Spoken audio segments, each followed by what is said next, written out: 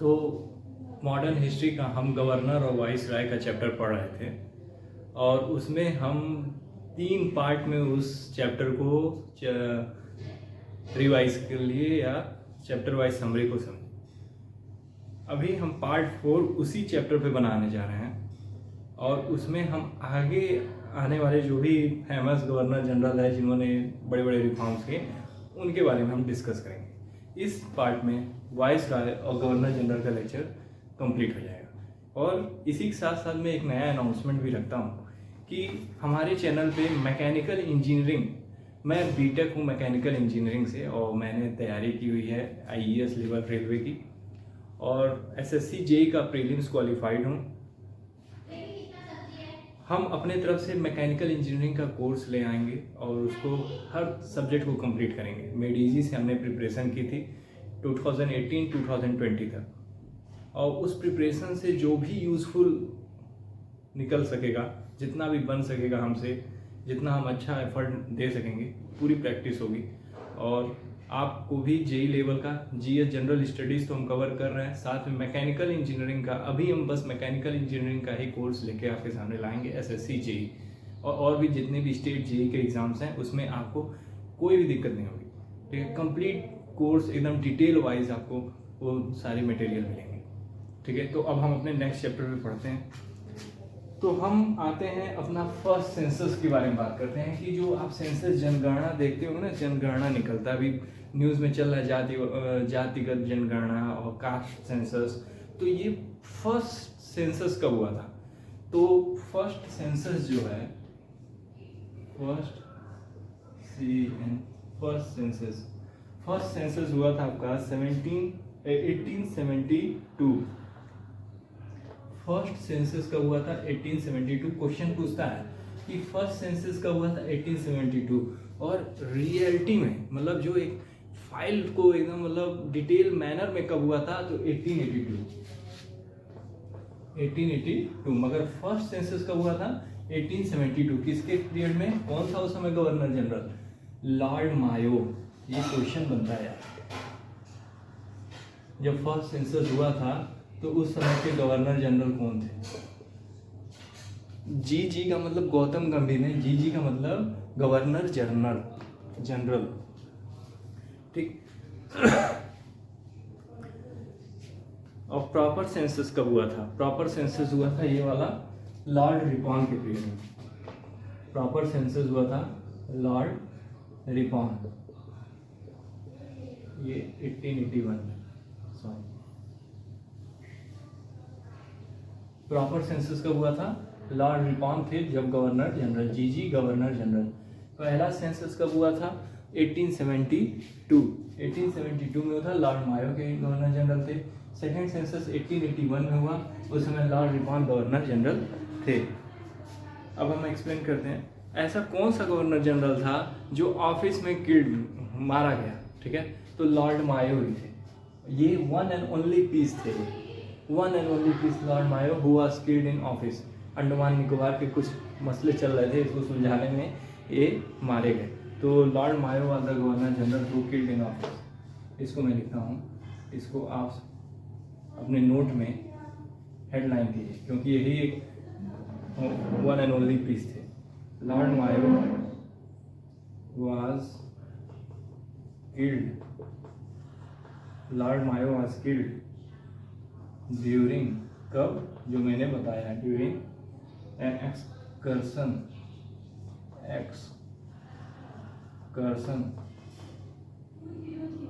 In Andaman and Nicobar island. ठीक, Nicobar island, group of prisoner name. और मारने वाले का नाम क्या था? शेर अली अफरीदी। आप नोट डाउन कीजिए इसको, मैं लिखूंगा नहीं इसको इस पे। मारने वाले कौन थे लॉर्ड मायो को? शेर अली अफरीदी, या लिखता हूँ शेर अली अफरीदी, मतलब लिखना पड़ेगा लॉर्ड मायो को killed by, Lord Mayo was killed by Sher, ये एक क्रांतिकारी थे, शेर अली अफरीदी। शेर अली अफरीदी ये एक क्रांतिकारी व्यक्ति थे भारत के, जिन्होंने लॉर्ड मायो में इनको अंग्रेजों को इनका तो दिखा दिया। Mayo was the governor general who was killed while holding the office. यही एक लॉर्ड मायो ही थे जो ऑफिस में रहते हुए मारे गए। In 1876 Lytton become viceroy and change his policies toward Afghanistan. Afghanistan को दूसरे नज़रिए से देखने की पॉलिसीज ले आए कौन थे? लॉर्ड लिटान, 1876। अब आगे जो है वो बहुत इंपॉर्टेंट है, वर्नैकुलर प्रेस एक्ट। चाहे वो पीसीएस लेवल में जाए तो प्री, पहले तो मेंस तक में भी होता था ऑप्शनल एमसीक्यूज यूपी पीसीएस में, तो यूपी पीसीएस मेंस एमसीक्यू, और Bihar PCS pre, MP PCS pre. Mains में ये रिटर्न क्वेश्चंस बन सकते हैं, बने भी होंगे, ठीक है। वर्नैकुलर प्रेस एक्ट्स पे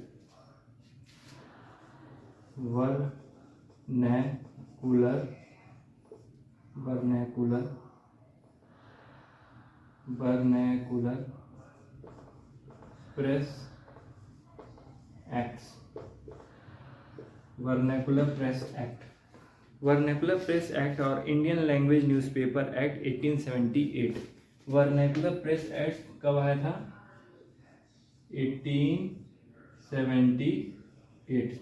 इसको और किस नाम से जानते हैं? वर्नैकुलर प्रेस एक्ट को इंडियन न्यूज़पेपर एक्ट के नाम से भी इसको जाना जाता है। कब आया था vernacular press act? 1878 during Lord Lytton. ये कब आया था? कौन थे उस समय governor general? Vernacular press act 1878 during Lord लिटॉन।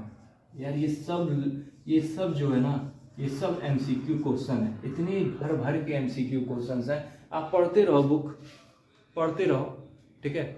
पढ़ना तो जरूरी है, आप पढ़ लोगे, प्रैक्टिस करोगे तो आपकी मेंस स्ट्रांग हो जाएगी। मगर प्री कैसे क्रैक करें, प्री पे कैसे कवर करें? पूछता क्या है? या तो आप समय लगाइए या तो आप यहाँ से समझिए। क्वेश्चन बनते हैं। वर्नैकुलर प्रेस एक्ट कब आया था? 1878। वर्नैकुलर प्रेस एक्ट किस समय आया था? कौन थे गवर्नर जनरल? लॉर्ड लिटॉन। लॉर्ड लिटॉन के टाइम पे कौन सा एक्ट आया था? उसमें 4 ऑप्शंस दे देंगे आपको। वर्नैकुलर प्रेस एक्ट समझना होगा, 1878 में आया था। लॉर्ड लिटॉन उस समय गवर्नर जनरल थे। आगे बढ़ते हैं। This act is also called a silencing act. अच्छा, अब इस एक्ट को और नाम से जानो। मैं मिटाता हूँ ये सारा बोर्ड। आप हो सकता है स्क्रीनशॉट ले लिए होंगे, ले लीजिए स्क्रीनशॉट इसका, ठीक। अब मैं इसको बदलता हूँ।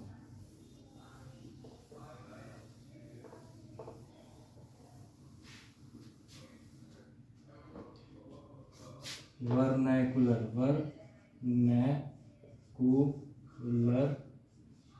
Press act 1878। इसको और किस नाम से जानते हैं? साइलेंसिंग एक्ट के नाम से भी जानते हैं। वर्नैकुलर प्रेस एक्ट को और किस नाम से जानते हैं? साइलेंसिंग एक्ट के नाम से भी जानते हैं। आर्कन Perry termed this act as a dangerous step toward Indian right to expression. ये क्या कहा? आर्कस पेरी ने कहा था कि ये सबसे बड़ा डेंजरस एक्ट आया था कि इंडियंस को राइट ही नहीं थी, ठीक है, राइट ही नहीं थी अपने एक्सप्रेशन को बता पाना, जाहिर कर पाना। इंडियन लैंग्वेज को मतलब वो किया कि आप न्यूज़पेपर इंडियन लैंग्वेज नहीं लाएंगे, हिंदी लैंग्वेज नहीं लाएंगे। दूसरा सिस्टम लाया कि अगर आप कोई भी न्यूज़ प्रिंट कर रहे हैं तो वो कहाँ प्रिंट हुआ है, कौन सा राइटर उसको लिखा है, कोई एडिटोरियल है, तो ये सारे डिटेल देने हैं और एक न्यूज़पेपर महीने दिन के अंदर में आपको सबमिट भी करना है, ठीक। तो ये सारे सिस्टम्स थे, ठीक। कुछ ऐसे न्यूज़पेपर हुए जिनको रात बरात चेंज करके उसको इंग्लिश मीडियम में किया गया, ठीक है, कि वो रिलीज हो सके, फिर बाद में उसके लिए अलग कानून लाया गया। तो बहुत कुछ किया गया। वर्नैकुलर प्रेस एक्ट 1878 ला के रोकथाम किया गया कि जो अंग्रेजों की, अब किसके लिए किया गया कि भारतीय नहीं जान जाए, भारतीयों को नहीं वो करना था। वर्नैकुलर प्रेस एक्ट इसलिए लाया गया कि जो भी यहाँ के गवर्नर जनरल थे उनके काले करतूतों का कच्चा चिट्ठा जो है वो फिर क्राउन तक ना पहुँच जाए। मतलब क्राउन के अंडर में फिर रूल हो रहा था 1857 के विद्रोह के बाद, जो आने वाला नेक्स्ट चैप्टर है, ठीक। तो क्या है कि वर्नैकुलर प्रेस एक्ट को ले आया गया और इसलिए लाया गया कि जो भी काले करतूत हो रहे हैं यहाँ पे गवर्नर जनरल्स के जानकारी में भी हो रहा है वो क्राउन तक, इंग्लैंड तक मत न्यूज जाए, नहीं तो फिर इनके प्रति विरोध हो जाएगा, ठीक। तब ये यहाँ पे ये कंप्लीट होता है वर्नेकुलर प्रेस एक्ट। जब समरी इसका इतना ही है, ठीक है। जो क्वेश्चंस पूछते हैं उसको हमने डिस्कस किया। Sir SC. Banerjee termed this act as a lightning from the sky. बहुत लोगों ने बहुत कुछ कहा जो इसमें इम्पॉर्टेंट है। लाइटनिंग फ्रॉम द स्काई, इस एक्ट को लाइटनिंग फ्रॉम द स्काई किसने कहा था? आकाश से जो चमक निकलती है, बिजली तारे और वो जो बिजली रखती है, एस.सी. बनर्जी ने कहा था वर्नेकुलर प्रेस एक्ट को लाइटनिंग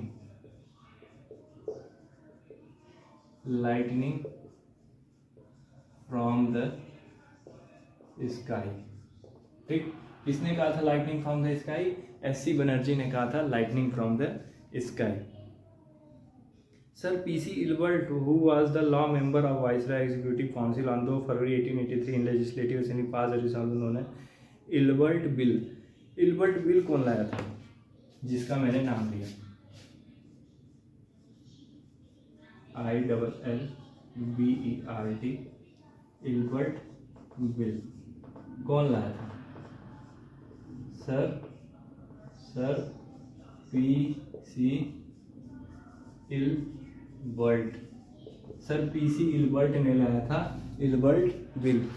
सर पीसी इल्बर्ट ने लाया था Ilbert bill.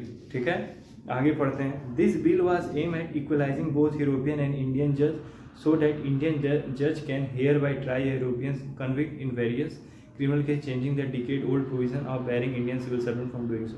Sir PC Ilbert ने इल्बर्ट बिल लाया था। ऐसा क्यों लाया था? इल्बर्ट बिल है क्या? इल्बर्ट बिल ये है, इल्बर्ट बिल को सर पीसी इल्बर्ट ने इसलिए लाया था कि जो न्यायपालिका है उसमें इंडियन जजेस को भी कुछ रिजर्वेशन मिल सके, वो भी पार्टिसिपेट कर सके जुडिशरी में, जुडिशियल सिस्टम में, और जो भी कन्विक्ट हैं उनको सज़ा भी दे सके। ठीक है, इक्वलाइजेशन करना चाहते थे यूरोपियन और इंडियंस के बीच में, इसलिए उन्होंने क्या लाया था? सर पीसी इल्बर्ट ने इल्बर्ट बिल को लेके आया। ठीक, दिस बिल वाज, ठीक है ये हो गया। आगे पढ़ते हैं। This bill was aim at ending any judicial disqualification based on cast.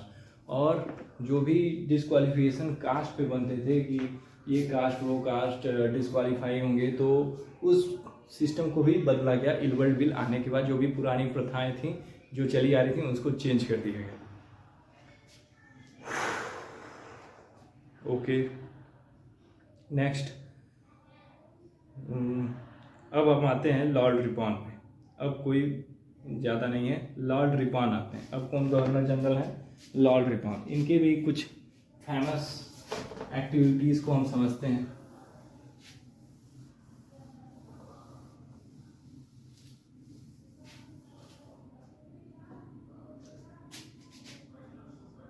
Lord Ripon, RIPPON, Lord Ripon. Lord Ripon is believed as the most pro-Indian viceroy of British India. He made some lenient law in favor of women and children employed in factory numbering more than 100. This was called the First Factory Act 1881. अच्छा, first factory act 1881 आता है किसके period में? Lord रिपॉन के period में। तो यहाँ पे एक डॉट बनाइए या स्टार बनाइए, चाहे 1 2 3 4 लिखिए। फर्स्ट फैक्ट्री एक्ट कौन लाया था? First factory act 1881। First factory act आया था लॉर्ड रिपॉन के पीरियड में। ठीक, लॉर्ड रिपॉन ने फर्स्ट फैक्ट्री एक्ट लाया क्योंकि ये बहुत ही दयालु किस्म के गवर्नर जनरल थे। इन्होंने इनको वुमेन और औरत और बच्चों पे थोड़ा सा इनको दया भाव अपना दिखाना चाह रहे थे। ठीक है, सब कुछ लूट पाट कर, तो तब भी ठीक थे। कम से कम ये तो कि फर्स्ट फैक्ट्री एक्ट लाए कि बच्चों को कितना घंटा करना है काम, औरतों को कितना घंटा काम करना है। तो ये सब चीज़ें फर्स्ट फैक्ट्री एक्ट में लॉर्ड रिपॉन के पीरियड में है। इस एक्ट के तहत क्या होता है? बैन लगाया गया 7 साल से कम के बच्चों के ऊपर बैन लगा कि वो बच्चे फैक्ट्री में काम नहीं करेंगे। ठीक है, working of children 7 to 12 year were reduce to 9 hour. जो और 7 साल से 12 साल के जो बच्चे होंगे उनको 9 साल तक काम करना। अपना 7 साल से या 12 साल की उम्र के बच्चों को 9 घंटा काम करना को बताइए, 9 घंटे काम करना आते थे 7 साल से ऊपर बच्चे जिनके खेलने कूदने की उम्र थी। ठीक है, आज हम 18 साल तक तो क्लास 12 पास करते हैं, क्लास 12 पास कर लेते हैं तो फिर ग्रेजुएशन करते हैं, ग्रेजुएशन के लिए होड़ लगाते हैं, और ग्रेजुएशन करने के बाद हम सोचते हैं कि हमको एक्चुअली में क्या करना है। मगर उस समय में 7 से 12 साल के बच्चों को 9-9 घंटे काम करवाती थी अंग्रेज की शासक। और फिर उसके बाद उनको महीने में 4 दिन की छुट्टी, जो संडे प्रथा था वो कैरी ऑन हुआ। सेकेंड फैक्ट्री एक्ट आया 1891 में। सेकेंड फैक्ट्री एक्ट 10 साल बाद आता है। Second, match the following questions आते हैं जो प्री बेस एग्जामों में पीसीएस के लेवल में 1891, ये सब उसी के मटेरियल हैं। सेकेंड फैक्ट्री एक्ट 1881, ठीक, कब आया? 1891 फॉर फैक्ट्री एक्ट 1881। इसमें क्या कहा? वीकली हॉलीडेज पॉसिबल हो पाई थी, मतलब फर्स्ट फैक्ट्री एक्ट में वीकली हॉलीडेज के बारे में जिक्र नहीं है, मगर सेकेंड फैक्ट्री एक्ट में हम वीकली हॉलीडेज के बारे में भी देखते हैं, कंफर्मेशन है। Lord Ripon is known as the father of local government. Local government मतलब जो आज के गांव में पंचायती राज है, पंचायत सिस्टम है, तो उसके वो जन्मदाता माने जाते हैं। लॉर्ड रिपॉन को ही माना जाता है, डॉट बना के लिखिए, father of local government. Lord Ripon is known as the father of local government. Okay, फिर उसके बाद से Charles Metcalfe remove the restrictions on the press, he is known as the liberator of Indian press. जो भी restrictions लगे थे 1878 में, ठीक। अब हम दूसरे गवर्नर जनरल पे आते हैं, चार्ल्स मेटकाल्फ, यही लिखते हैं, स्पेलिंग क्या है? चार्ल्स, CHARLES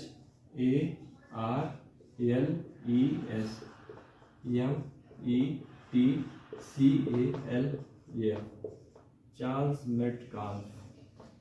अच्छा, जो भी थोड़ा सा बाहर का साउंड आ रहा होगा तो ये हमारे जो नेबरर हैं, पड़ोसी लोग हैं, वो लोग अपना टीवी भी चला रहे हैं, तो उस वजह से तो कुछ साउंड्स एक्स्ट्रा आपके वीडियो में सुनाई दे रहा होगा, तो थोड़ा सा उसको आप इग्नोर करके चलिएगा। सबको तो रोक नहीं सकते ना, सबका अपना अपना इंटरेस्ट है। तो चार्ल्स मेटकाल्फ, इनके समय में इनको क्या कहा जाता है? आप डॉट बना के लिखिए, लिबरेटर्स ऑफ इंडियन प्रेस। ठीक है, थोड़ा सा जो उदारवाद अपना दिखाए इंडियन प्रेस सिस्टम की तरफ, जो भी रिस्ट्रिक्शंस लगा था उसको ये रिमूव करते हैं चार्ल्स मेटकाल्फ। चार्ल्स मेटकाल्फ को क्या कहा जाता है? Liberator of Indian press. Who is called as the liberator of Indian press? Then that is Charles Metcalfe. ठीक, अब आगे हम एक्सप्लेन करते हैं। In 1784 sir William Jone founded Asiatic society in Calcutta and step was taken to archaeological survey of India. Sir William Jones को Asiatic society of Calcutta कौन found करता है? Sir William Jone. अब इसको मैं लिखाता हूँ, एक एक पॉइंट आप नोट डाउन कीजिए, एक एक पॉइंट जो इम्पोर्टेंट पॉइंट्स हैं उसको आप नोट डाउन कीजिए। ठीक है, प्री में आपको जब तक मेन चीज नहीं याद होगी, जहाँ से कंपटीशन को एक स्टेज पार करके जाना है, ठीक, तब तक काम नहीं बनेगा यार। Asiatic society in Calcutta 1784 Asiatic society of Calcutta को कौन फाउंड किया था? Sir William Jones. Sir William Jones, Asiatic society of Calcutta 1784। ठीक है, और यहीं पे आर्कियोलॉजिकल सर्वे ऑफ इंडिया का भी जो स्थापन था वो भी स्टार्ट हो गया था। इन सर विलियम जोन्स ने किया था, Asiatic society of Calcutta in 1784। MCQs question में आपको देखने को मिलेगा किस तरह के क्वेश्चन इस तरह के पॉइंट्स पे बनते हैं।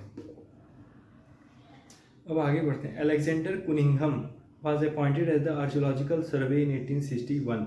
ठीक है। आर्कियोलॉजिकल सर्वे 1861 में जो है अलेक्जेंडर कुनिंघम को बनाया एज अपॉइंट किया गया था सर्वेयर की करने की, मतलब जो सर्वे कीजिए कहाँ पे क्या चीज़ें हैं, कैसे करना है, क्या इस्टेब्लिशमेंट करना है, कौन सी बिल्डिंग कहाँ बनेगी, उसके लिए अलेक्जेंडर कुनिंघम को बनाया गया था as a surveyor. In 1871, Archaeological Survey was made a separate body and Cunningham was made the Director General। और 1871 तक आते आते जो भी इस्टेब्लिशमेंट होता है उसके अलेक्जेंडर कुनिंघम को क्या है, डायरेक्टर जनरल बना दिया जाता है। During the tenure of Lord Curzon 1899 से 1905, in 1901 archaeological survey of India become integrated and centralised and John Marshall was made director general of this body. Lord Curzon के टाइम पे इसकी इस्टेब्लिशमेंट पूरी तरह हो जाती है। लॉर्ड कुर्जोन ये कौन थे, गवर्नर जनरल थे, कब से, 1899 से 1905 तक। लॉर्ड कुर्जोन 1899 से 1905 तक ये थे, क्या थे, लॉर्ड कुर्जोन 1899 से 1905 गवर्नर जनरल थे, गवर्नर जनरल थे। अच्छा, इन्होंने क्या किया था, इनके टाइम पे ही archaeological survey of India ASI archaeological survey of India, ये कौन सी संस्था है, जो भी पुराने हमारी संस्कृति है ना उसका खोज के निकालना, उसका प्रूफ देना, वो कब का है, किस पीरियड का है, किस एरा का है, ये सब ये आर्कियोलॉजिकल सर्वे ऑफ इंडिया करती है। ओके, उसके डायरेक्टर कौन थे तब, John Marshall was made director general. इसके डायरेक्टर कौन बनाया गया जब पूरी तरह से ये स्थापित हो गया, इसके डायरेक्टर कौन बनाए गए, डायरेक्टर जॉन मार्शल, JOHNMARSHAL। जब आप वीडियो देखेंगे ना तो जो एरो जा रहा है ना ये आपको समझ में आएगा। अभी आप आर्कियोलॉजिकल सर्वे ऑफ इंडिया पूरी तरह से कब कंप्लीट इस्टेब्लिश हुई, लॉर्ड कुर्जोन के पीरियड में 1899 से 1905। उस समय डायरेक्टर कौन थे, John Marshall, governor general Lord Curzon. ठीक, अब आगे आते हैं। Ancient monument protection act 1904 allotted 50,000 pound for protection, ये सब कोई इतना इंपॉर्टेंट खास नहीं है। Gopal Krishna Gokhale compare the rule of Curzon with Mughal emperor Aurangzeb. Mughal emperor Aurangzeb से कंपेयर गोपाल कृष्ण गोखले ने किसका किया था, लॉर्ड कुर्जोन का। अब सोचो क्यों किया वो, किसने किया, लॉर्ड कुर्जोन का कंपैरिजन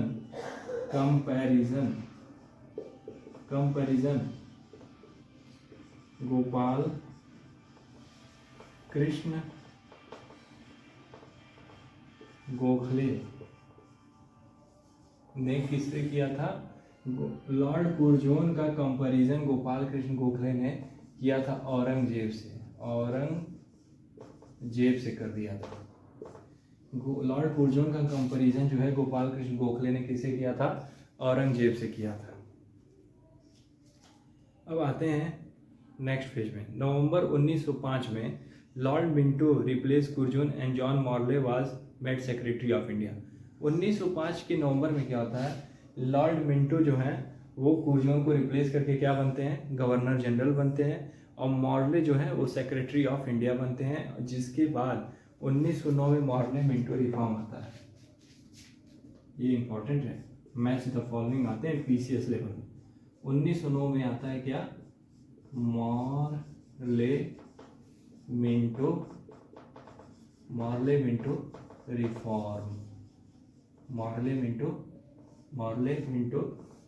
मिंटो रिफॉर्म आता है 1909 के टाइम पे।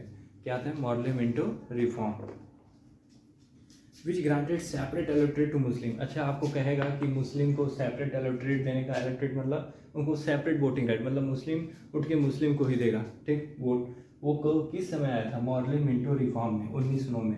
तो इंडिया को डिवाइड करने का सिस्टम कब से चलने लगा, जब से ये दो महाशय लोग आ गए। मॉर्ले मिंटो रिफॉर्म 1909 में, सेपरेट इलेक्टोरेट फॉर मुस्लिम्स इन्होंने ही बनाया था। 1909 में ये रिफॉर्म आया था, मॉर्ले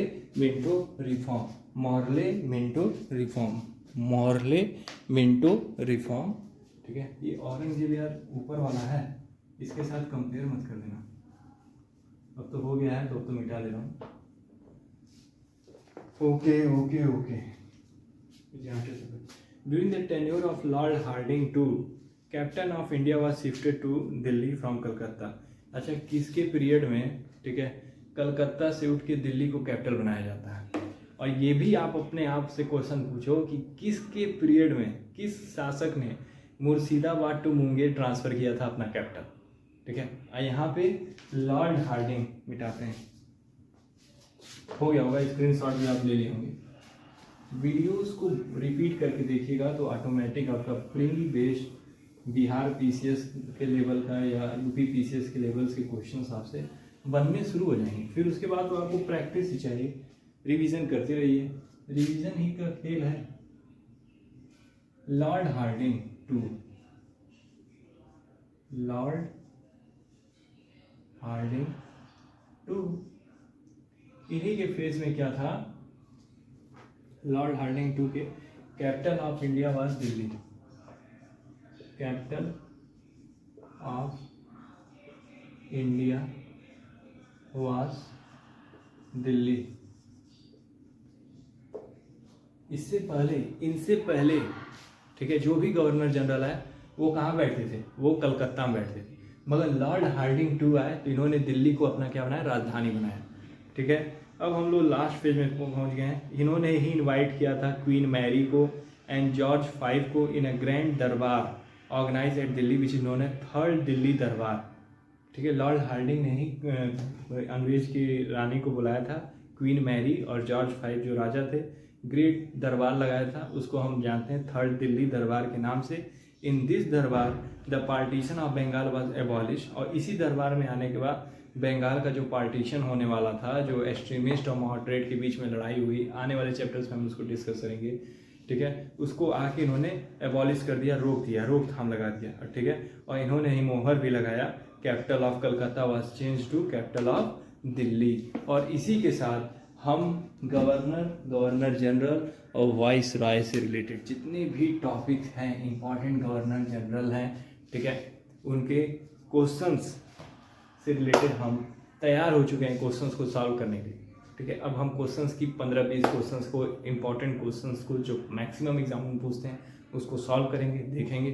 ठीक है, और फिर अपने 1857 वाले चैप्टर पे चलेंगे।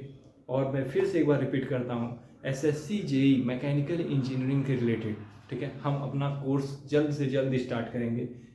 बड़े बड़े सब्जेक्ट्स जो हैं, प्री लेवल के जितने भी क्वेश्चंस बनते हैं उसको समझाएंगे, क्वेश्चंस की प्रैक्टिस करेंगे और अपने आप को SSC JEE 2024 के लिए तैयार करेंगे। ठीक है, बने रहिए हमारे साथ। अगर हमारा वीडियोस आपको अच्छी लगे, आपको इससे थोड़ा भी हेल्प मिल रही हो, तो हमारे वीडियोस को लाइक कीजिए, सब्सक्राइब कीजिए। Thank you.